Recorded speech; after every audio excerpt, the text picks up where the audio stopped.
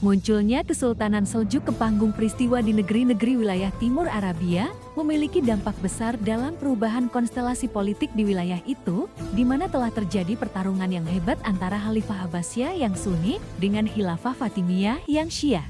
Orang-orang Seljuk telah mendirikan sebuah pemerintahan Seljuk besar yang muncul pada abad ke-5 Hijriyah atau abad ke-11 Masehi. Otoritasnya meliputi wilayah Khurasan, Turkistan, Iran, Irak, Syam dan Asia Tengah. Rey di Iran.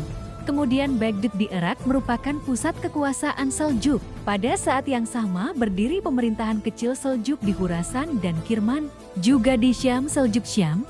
Bahkan ada pula Seljuk di Asia Kecil yang disebut dengan Seljuk Romawi. Orang-orang Seljuk mendukung sepenuhnya pemerintahan Khalifah Abbasiyah di Baghdad dan mendukung mazhab Sunni. Hal ini merupakan keuntungan besar tatkala kehilafahan Abbasiyah hampir runtuh saat berada di bawah pengaruh kaum Syiah Buwayyi di Iran dan Irak, serta pengaruh Bani Fatimah Al-Ubaidi di Mesir dan Syam. Maka orang-orang Seljuk berhasil menghapus pengaruh Buwayyi dan sekaligus menentang pengaruh Khilafah Ubaidiyah Fatimiyah. Sughril Bek pemimpin Seljuk mampu menghancurkan pemerintahan Buwayyi pada tahun 447 Hijriyah di Baghdad. Sebagaimana ia juga mampu meredakan berbagai krisis yang melanda serta mencopot semua tulisan di depan masjid yang mencemooh para sahabat Nabi. Dia juga berhasil membunuh Abu Abdullah Al-Jalab Gembong Syiah Rafidah karena sikapnya yang keterlaluan dalam menghina sahabat. Pengaruh Buwayyi demikian kuat di Baghdad dan di kalangan istana Khilafah Abbasiyah. Maka tatkala orang-orang Seljuk mampu menghancurkan pemerintah Buwayyi, Sultan Syuril Bek memasuki ibu kota Khilafah. Dia diterima dengan sambutan hangat oleh Khalifah Abbasiyah Al-Qaim Biamrillah.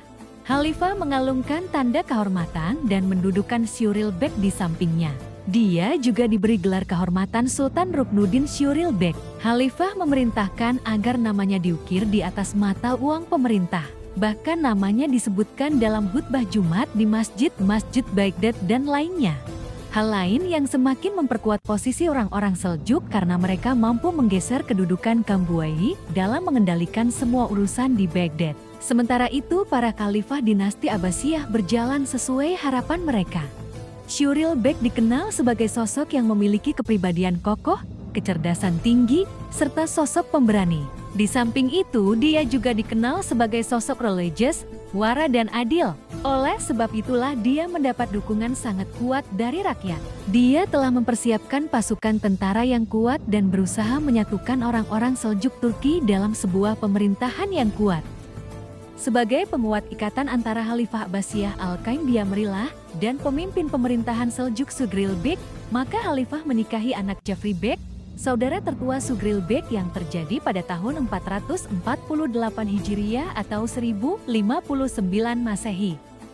Kemudian pada bulan Syaban tahun 454 Hijriyah atau 1062 Masehi Sughril Bek menikah dengan anak Khalifah Abbasiyah, Al-Qaim Biamrillah.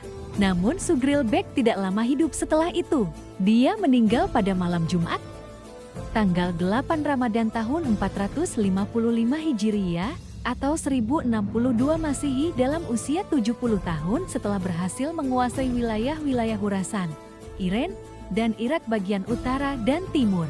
Kisah ini dikutip dari buku berjudul Bangkit dan Runtuhnya Khilafah Utsmaniyah karya Prof. Dr. Elahi Muhammad Esyalabi.